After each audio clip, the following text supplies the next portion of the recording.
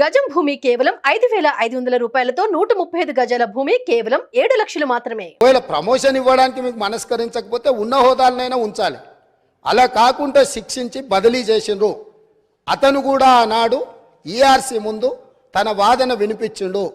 ఆ వాదనను పెడచెవిన పెట్టి ఛత్తీస్గఢ్ ఒప్పందం చేసుకుండ్రు.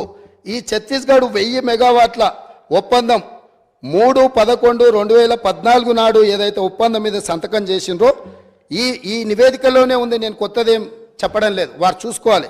పేజీ నెంబర్ 11, 12లో ఉన్న వాటిని. అసలు ఈ విద్యుత్తు వినియోగించినా వినియోగించకపోయినా అదేవిధంగా విద్యుత్తును రవాణా చేయడానికి వినియోగించాల్సిన కారిడార్ను పర్మనెంట్ ఒప్పందం చేసుకోవడంతో విద్యుత్తు సరఫరా అయినా కాకపోయినా దాదాపుగా 1362.424 కోట్ల రూపాయలు ఈరోజు ప్రభుత్వం మీద భారం పడ్డది.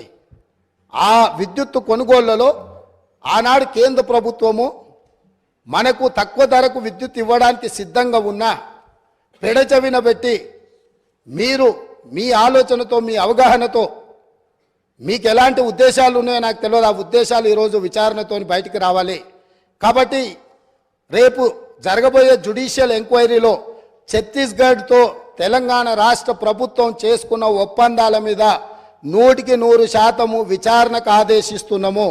ఈ ఛత్తీస్గఢ్ 1000 మెగావాట్ల విద్యుత్తులో జరిగిన కుంభకోణము, నిర్లక్ష్యము, ఈరోజు ఛత్తీస్గఢ్లో ఏవైతే కేసులు నడుస్తున్నాయో ఈరోజు వాళ్ళు ఫిక్స్డ్ కాస్ట్ వేరియేషన్ కాస్ట్ని లెక్కలేసి వాళ్ళు ఏ అదనంగా అడుగుతున్నారో ఏ పరిస్థితులు ఉన్నాయో అక్కడ ఛత్తీస్గఢ్ ఈఆర్సీ ముందలో జరుగుతున్న కేసులు ఏమున్నాయో వీటన్నిటిని పూర్తి స్థాయిలో విచారణ చేయడం ద్వారా మొత్తం వాస్తవాలను బయటకు తీయాల్సిన అవసరం ఉంది. ఛత్తీస్గఢ్ ఒప్పందం మీద ఈ ప్రభుత్వం విచారణకు ఆదేశిస్తుంది అధ్యక్ష. అదేవిధంగా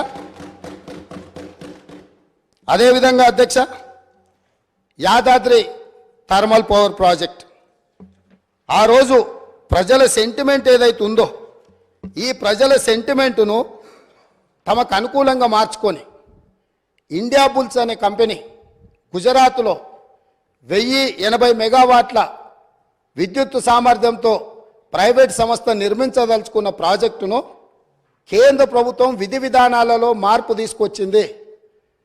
పొల్యూషన్ ఎన్విరాన్మెంట్ను రక్షించడానికి 2011-12లోనే ప్రభుత్వం విధానాలు తీసుకొచ్చి సబ్ క్రిటికల్ అనే టెక్నాలజీతో నిర్మించిన ప్రాజెక్టులను అన్నింటిని కూడా మూసేసి సూపర్ క్రిటికల్ టెక్నాలజీకి మీరు మారండి, భవిష్యత్తులో నిర్మించబోయే ప్రాజెక్టులు ఏవైతే ఉన్నాయో ఆ ప్రాజెక్టులను కూడా సూపర్ క్రిటికల్ టెక్నాలజీతో నిర్మించమని చెప్పి